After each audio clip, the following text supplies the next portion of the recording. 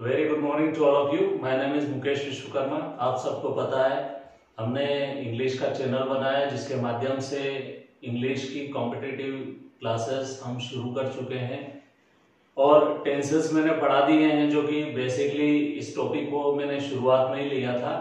अब हम आगे बढ़ने से पहले एक छोटी सी कॉन्सेप्ट से शुरुआत करते हैं कि जब कभी हम आगे बढ़ने की सोचते हैं तो हमें हमारे जीवन में क्या क्या चीजें सहन करनी पड़ती है।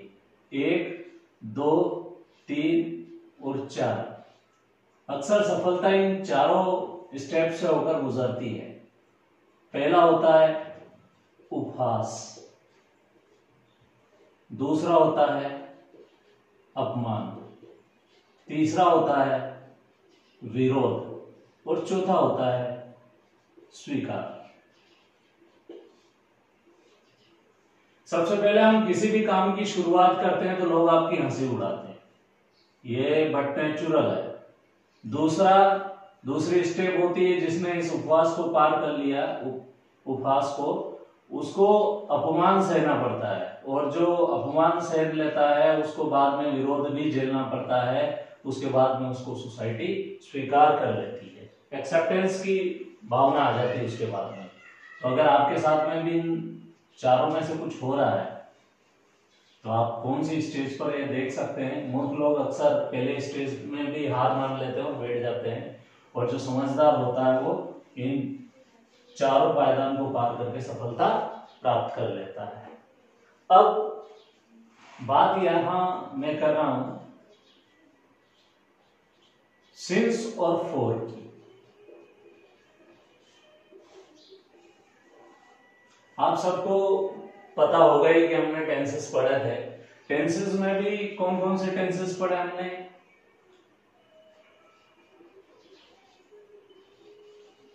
इनडेफिनेट, कल इसको करेक्ट कर लेना, यहां पर आई था इनडेफिनेट। किस किस का? पास्ट, प्रेजेंट और फ्यूचर। ये तीनों के इंडेफिनेट पढ़े थे। उसके बाद में हमने पढ़ा था परफेक्ट। तो परफेक्ट में भी यही प्रेजेंट, पास्ट और फ्यूचर के परफेक्ट पढ़े थे। और फिर पढ़े थे हमने कंटिन्यूस। तो किस किस के कंटिन्यूस पढ़े थे हमने? यही प्रेजेंट, पास्ट और फ्यूचर के कंटिन्यूस पढ़े थे। उसके बाद में परफेक्ट कंटिन्यूस पढ़े थे। इसके अंदर हमने सिंस और फॉर को देखा था। अक्सर हमें ये गलतफहमी रहती है हमारे दिमाग में कि ये सिंस और फॉर जो है सिर्फ परफेक्ट कंटिन्यूस में ही रहता है। कैसे, वो बता देता हूं आपको एक सेंटेंस लेके।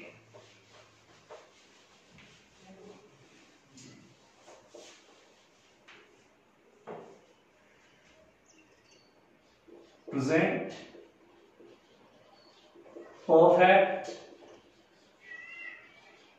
And continuous. अब आप सबको पता है कि ये पॉइंट ऑफ टाइम के साथ में यूज होता है। जब कभी सिर्फ हमारे पास में किसी कार्य को शुरू होने का समय हो,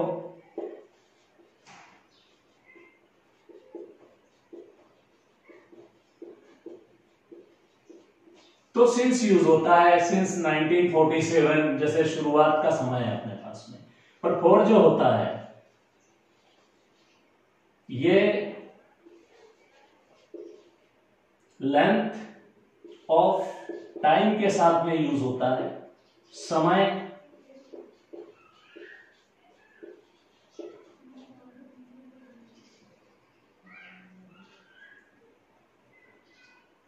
कितना हुआ या कितने समय से,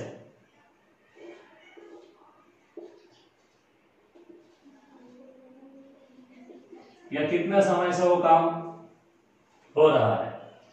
जैसे किसी ईयर को सिंस 1947 पर डेज को जो है, मान लो एक वीक है तो पहले दिन से लगाकर 7वें दिन तक के टाइम ड्यूरेशन को एक सप्ताह कहा जाता है। इसके साथ में हमेशा 4 यूज होगा, तो इसको ध्यान में रखिए। पॉइंट ऑफ टाइम शुरू होने का समय हो, खत्म होने का नहीं हो हमारे पास में, तो आप सिंस यूज करें। पर जब हमारे पास में कार्य शुरू होने का भी समय हो, साथ में खत्म होने का भी, जैसे देखे सप्ताह पहला दिन और 7वां दिन काम यहां से शुरू हुआ, यहां खत्म हो गया, दोनों पॉइंट है अपने पास में। 30 दिन पहला दिन और 30वां दिन दोनों यहां पर है। 15 दिन पहला दिन या फिर इसका 15वां दिन, ये दोनों समय है। तो दोनों अवेलेबिलिटी हमारे पास में जब रहती है तो इसके साथ में 4 यूज किया जाता है। ये तो 4 वो हो गया जो आप प्रेजेंट परफेक्ट कंटिन्यूस में पढ़ते हैं। बहुत कम लोगों को शायद ये पता होगा कि 4 और सिंस जो है ये प्रीपोजिशंस भी है।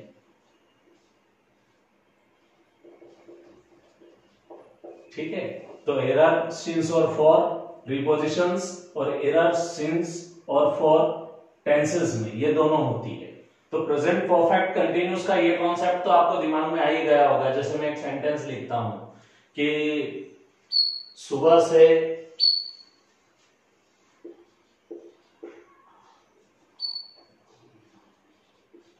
Lakhan has been learning English। अब इसके बाद में फोर लगेगा या सिंस, ये डिपेंड करेगा इसके बाद में कौन सा वर्ड है। तो सिंस अगर यहां पर यस्टरडे है तो आपको सिंस लगाना है, और अगर यहां पर यस्टरडे ना होते हुए सपोज यहां होता 7 डेज, तो इसमें यहां पर 4 यूज होता, ना कि सिंस यूज होता। क्योंकि 7 डेज जो है मैंने फिर पहले भी बताया था आपको कि पहला और 7वां दिन। ठीक है, ये प्रेजेंट परफेक्ट कंटिन्यूस के साथ में सिर्फ है ना, ये सिंगुलर है इसलिए यहाँ पर हेल्पिंग वर्ब इज लिया है अपनों ने। मान लो यहाँ पर प्लूरल होता, बॉयज होता तो हैव बीन हो जाता। ठीक है, ये मेन वर्ब हो गई इसकी, ये ऑब्जेक्ट हो गया जिसको नाउन भी कहा जाता है इंग्लिश, सिंस और फॉर, और ये आखिरी में इसके अदर वर्ड्स यूज किए गए हैं। तो ये कॉन्सेप्ट तो आपको अब तक क्लियर था, पर अब जो मैं बताने जा रहा हूं थोड़ा सा वो पेचीदा है, उसमें थोड़ा ध्यान देने की आपको बहुत ही जरूरत है। जैसा सिंस और फॉर किन टेंसेस में यूज हो सकता है? क्या सिंस और फॉर सिर्फ प्रेजेंट परफेक्ट कंटिन्यूअस टेंसेस में यूज हो सकता है या किसी भी टेंस में इसको यूज किया जा सकता है? तो इसका जवाब होगा जरूर ये हर एक टेंसेस में यूज किया जा सकता है। जैसे आप देखें प्रेजेंट, पास्ट और फ्यूचर, इसके इनडेफिनेट सेंटेंसेस में इसका यूज किया जा सकता है। ठीक है, दूसरा ये यूज हो सकता है प्रेजेंट, पास्ट और फ्यूचर के परफेक्ट टेंसेस में। परफेक्ट में भी इसका यूज हो सकता है। मैं एग्जांपल देके बताऊंगा अभी आपको, तो और ज्यादा अच्छे से आपको समझ में आ जाएगा। जैसे यहां पर लिखा मैंने रोहन, अब देखना यहां पर बड़े ध्यान से, चूंकि सिंगुलर है इसलिए एस लगाना है वर्ब में पहले भी, क्योंकि इसकी कंस्ट्रक्शन है subject plus verb first form S और ईएस। कब? जब इसका सब्जेक्ट जो है वो सिंगुलर है तभी लगेगा ये एस या ईएस, और जब नेगेटिव बनाएंगे तो ये एस ईएस दोनों हट जाएगा। इंट्रोगेटिव में भी इसे हटा दिया जाता है, सिर्फ ये पॉजिटिव सेंटेंस के अंदर रहता है। तो रोहन वर्क्स फॉर 7 डेज। ये ऐसा सेंटेंस भी बन सकता है प्रेजेंट इंडेफिनेट में। इस बात का बड़ा विशेष तौर पर आपको ध्यान देना है। 7 डेज मतलब इसमें भी फॉर का यूज हो सकता है। अब आपको मैं बताने जा रहा हूं परफेक्ट में किस प्रकार से इसी सेंटेंस का यूज हो सकता है। मतलब फॉर के साथ में जो यूज किया है उन्होंने फॉर 7 डेज, ये प्रेजेंट में भी, प्रेजेंट इंडेफिनेट में भी यूज हो सकता है, पास्ट इंडेफिनेट में भी हो सकता है, फ्यूचर इंडेफिनेट में भी हो सकता है। पर हमें क्या कॉन्सेप्ट है, शुरू से हमने देखा है सिंस और फॉर सिर्फ प्रेजेंट परफेक्ट कंटिन्यूस सेंटेंसेस में यूज होते हुए देखा है, तो हमें लगता है कि यह सिर्फ उसी में यूज होता होगा। और इस प्रकार की एरर मैक्सिमम एग्जाम्स में आती है, उसमें ये फॉर जो है वो परफेक्ट कंटिन्यूस के साथ हम प्रीफर कर देते हैं, पर चूंकि वो गलत हो जाता है। किस प्रकार, एक एग्जांपल मैं आपको देके बताऊंगा। फिलहाल अपन चलते हैं इस सेंटेंस के परफेक्ट वाले फॉर्म में। जैसे रोहन, चूंकि सिंगुलर है इसलिए has work for 7 days. Clear है, तो फुल स्टॉप लगा दिया मैंने। इसका मतलब ये हेल्पिंग वर्ब इसके साथ सिंगुलर, इसके साथ में subject singular plus main verb, इसमें वर्ब का थर्ड फॉर्म V3, ये फॉर, और ये है यहां पर 7 डेज। मतलब इसमें भी आप यूज कर सकते हैं फॉर का। ठीक है, अब perfect, present perfect continuous tenses में भी फॉर का किस प्रकार से यूज हो सकता है। प्रेजेंट, पास्ट और फ्यूचर, परफेक्ट कंटिन्यूस।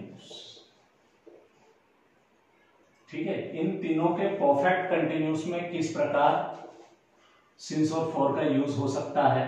जैसे लता हैज बीन वर्किंग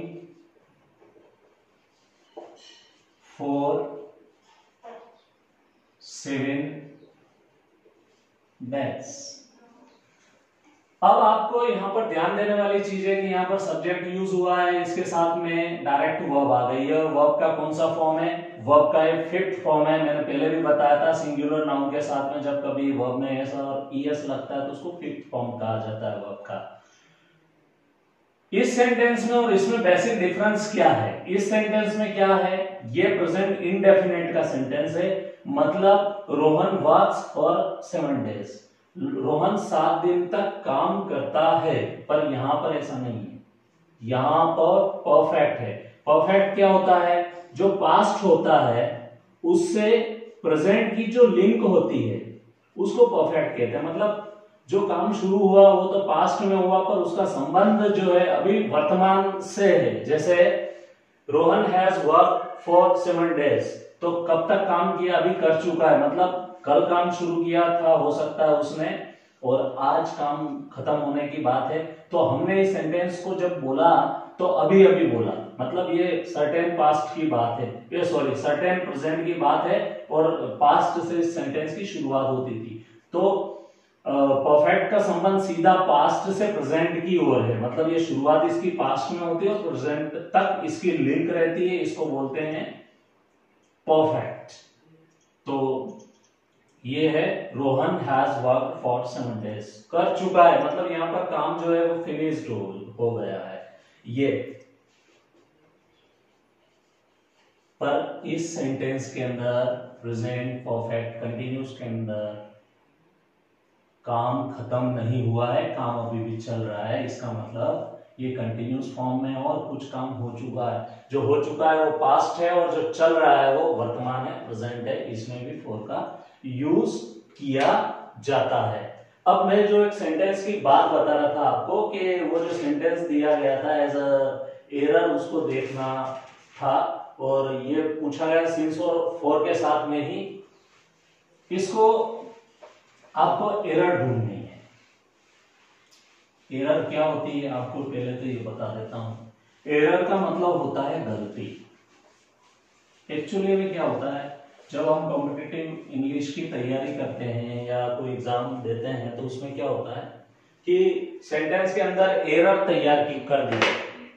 जैसे मैं एक सेंटेंस प्रेजेंट इंडेफिनिट का ही ले लेता हूं, उसमें एक एरर बना देता हूं। जैसे लता गो टू मार्केट। क्लियर है? एक एरर बना देता हूं मैं प्रेजेंट कंटिन्यूस के अंदर। जैसे आई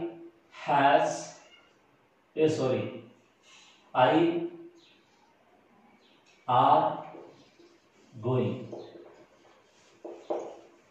तीसरी बना देता हूं मैं परफेक्ट के अंदर, आई हैज गॉन। एरर का मतलब होता है सेंटेंस के किसी न किसी हिस्से में कोई गलती कर देना जानबूझकर, ताकि स्टूडेंट उस गलती को दूर करे, उससे उन्हें पता लग जाए कि इसको ग्रामर का नॉलेज है। मोस्टली कॉम्पिटिटिव इंग्लिश में या किसी भी एग्जाम्स की तैयारी करते हैं तो ये एरर फाइंड करना और उनको करेक्ट करना ये बहुत ही इंपॉर्टेंट टॉपिक होता है। इसको बोलते हैं error checking and correction. Error को चेक करना और उसके बाद में उसमें करेक्शन करना।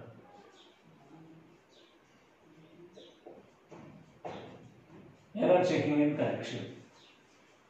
हम एरर को एक डिफरेंट मार्कर डिफरेंट कलर से चेक करेंगे ताकि आपको बड़ी आसानी से पता लग जाए। अब अपना पहला रूल क्या कहता था, मैंने आपको पहले टेंसेस बताया तो उसकी स्ट्रक्चर क्यों बताई, क्योंकि मुझे पता था कि बाद में जो है मुझे एरर पढ़ानी रहेगी, तो उसके अंदर जो है सबसे इंपॉर्टेंट चीज होती है सब्जेक्ट प्लस वर्ब एग्रीमेंट।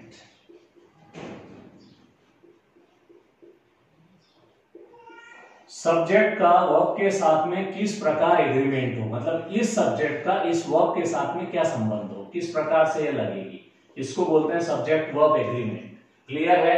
तो इस सब्जेक्ट के अकॉर्डिंग यहां पर हेल्पिंग वर्ब है या नहीं है। एक्चुअली ये भी वर्ब ही कहलाती है, इसको हेल्पिंग वर्ब कहा जाता है, और उससे आगे जो रहती है उसको मेन वर्ब कहा जाता है। पर है तो एक्चुअल में दोनों ही वर्ब ही है। तो मैं जब कभी इसको वर्ब बोलूं तो कंफ्यूज नहीं होना आप, मैं हेल्पिंग वर्ब की बात कर रहा हूं, उसके साथ में मेन वर्ब की भी बात कर रहा हूं। वर्ब्स मतलब दोनों वर्ब्स। लता यहां पर वर्ब का स्ट्रक्चर के हिसाब से फर्स्ट फॉर्म आना है जो कि आया हुआ है, पर चूंकि यहां सब्जेक्ट सिंगुलर है इसलिए इसमें क्या लगेगा, es या s लगेगा। तो इसमें एरर किस जगह है, इसमें वर्ब में एरर है, ये गलत है सेंटेंस। इसमें चूंकि आई के साथ एम लगता है तो इसमें भी वर्ब में एरर है, वर्ब में एरर है इसमें, और इसमें भी किस जगह एरर है, वर्ब में एरर है। पर ये सारी एरर्स जो है इसमें सब्जेक्ट के अकॉर्डिंग देखा जाए तो हेल्पिंग वर्ब की एरर है। अब इन एरर को कैसे दूर किया जा सकता है, इन एरर के साथ में वहां पर क्या ऑप्शंस दिए होते हैं। जैसे पहले वाले सेंटेंस में ऑप्शन दे दिया गॉस, एक तो ये दे दिया, साथ में गॉस, दूसरा हो गया गॉन, तीसरा इसमें आईएनजी लगा देंगे। अब आपको कहा जाएगा फर्स्ट, सेकेंड और थर्ड में आपको कौन सा ऑप्शन सिलेक्ट करना है। तो सिंपली अगर आप इसमें गॉस कर देते हैं तो ये सेंटेंस करेक्ट हो जाएगा, मतलब आपको इसके पूरे मार्क्स मिल जाएंगे। अगर यहाँ पर आपको दिया जाए, जैसे यहाँ पर एम लगा दिया और इसके साथ साथ इज भी लगा दिया, इसके साथ हैज भी लगा दिया, मतलब परफेक्ट की भी हेल्पिंग वर्ब इसमें दे सकते हैं, वो कोई इशू नहीं है। तो यहाँ पर जब आप एम कर देंगे तो ये एरर करेक्ट हो गई इसकी। जब आप यहाँ पर हैव देखेंगे, इसके साथ एम भी कर दिया जाएगा, इसके साथ डू भी कर दिया जाएगा। तो इस प्रकार से आपको इसमें से हैव सिलेक्ट करना है, इसकी एरर जो है वो हैव के माध्यम से निकलेगी। ये एरर चेकिंग एंड करेक्शन जो टेंसेस के बेसिस पे होता है, जो किसी भी कॉम्पिटिटिव इंग्लिश में सबसे इंपॉर्टेंट होता है। मैं फिर बोल रहा हूं, सबसे ज्यादा मैक्सिमम एरर जो होती है वो सब्जेक्ट और वर्ब एग्रीमेंट के ऊपर ही डिपेंड होती है।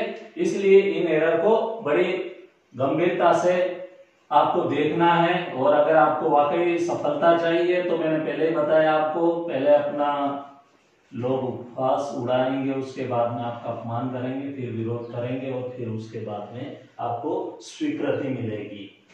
तो यहां पर मैं एक सेंटेंस लिख रहा हूं, इसमें एरर ढूंढनी है आपको।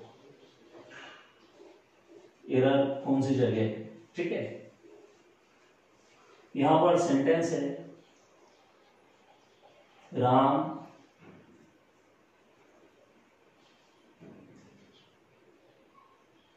और slept for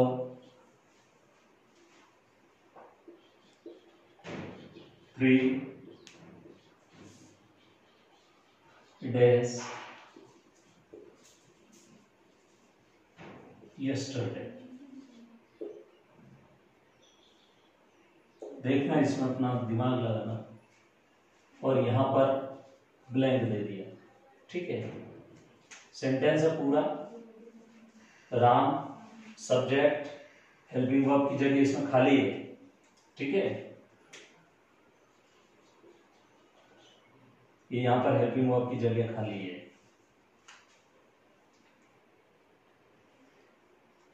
और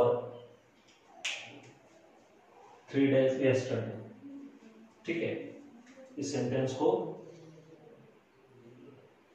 फॉर 3 hours कर लो, 3 days की जगह 3 hours कर लो, क्योंकि डेज बहुत ज्यादा हो जाएंगे। ये क्लियर हो गया। और सेंटेंस पूरा जो है यहां पर मैंने हैज लगा दिया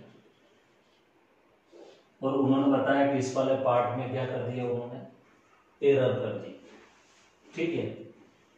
क्यों एरर है यहां पर, कोई बताएगा मुझे? सेंटेंस ग्रामेटिकली तो पूरा करेक्ट है, क्यों? आप देखिए ना जरा, ये प्रेजेंट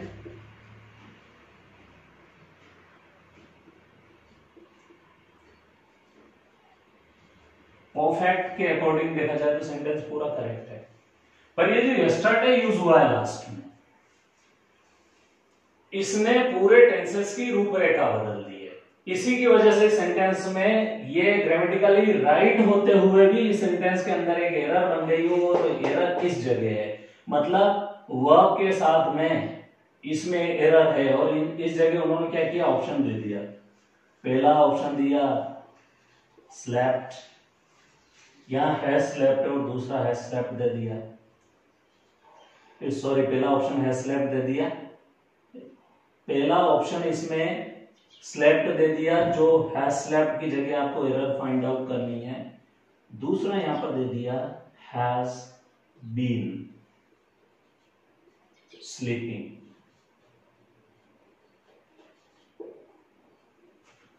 तीसरा इसमें कर दिया हैड बीन, तीसरा इसमें कर दिया हैड बीन स्लीपिंग, और चौथा इसमें दे दिया नो इंप्रूवमेंट या नो करेक्शन। ये एग्जाम में आया हुआ सेंटेंस है। अब अगर ग्रामेटिकल रूल की बात की जाए तो सेंटेंस ग्रामेटिकल रूल के अकॉर्डिंग पूरा सही है, और मैंने बताया आपको कि ये जो इसमें यस्टरडे यूज हुआ है, इसने इस पूरे सेंटेंस के अंदर एक एरर क्रिएट कर दी है, और वो एरर क्रिएट हुई है इसके वर्ब के एग्रीमेंट में। सब्जेक्ट इसका बिल्कुल करेक्ट है, पर सब्जेक्ट के साथ में जो वर्ब का एग्रीमेंट है, जिसका वर्ब का चयन है, वो गलत हो गया। चलो देखते हैं इसमें। अब ये प्रेजेंट परफेक्ट का मैंने बता दिया, सब्जेक्ट हैज करेक्ट था, स्लेप्ट वर्ब का थर्ड फॉर्म भी करेक्ट थी, फॉर भी करेक्ट था क्योंकि 3 आवर्स है। यस्टरडे के साथ में ये करेक्ट नहीं है। सेंटेंस जो है वो हैज बीन के साथ में यूज करके देखते तो सेंटेंस बनेगा Ram has been sleeping for 3 hours yesterday. फिर भी यस्टरडे के साथ में सेंटेंस गलत हो जाएगा, क्योंकि यस्टरडे के साथ में फिर भी सेट नहीं हो रहा है, क्योंकि ये तो वर्तमान के साथ में यूज होता है। हैज बीन स्लीपिंग मतलब सुबह से सो रहा था, तो यहां पर 3 hours टुडे अगर होता तो सही होता। तो ये यस्टरडे के साथ में तो ये प्रेजेंट परफेक्ट कंटिन्यूस का भी सेंटेंस यूज नहीं हो सकता, और पास्ट के साथ में भी यूज नहीं हो सकता। और ये सेंटेंस भी पूरा गलत है कि इसमें एरर नहीं है, क्योंकि यस्टरडे लगाने से इसमें एरर हो गई है। तो ये सेंटेंस जो है वो स्लैप्ड, सब्जेक्ट प्लस वर्ब का second form V2 plus object, past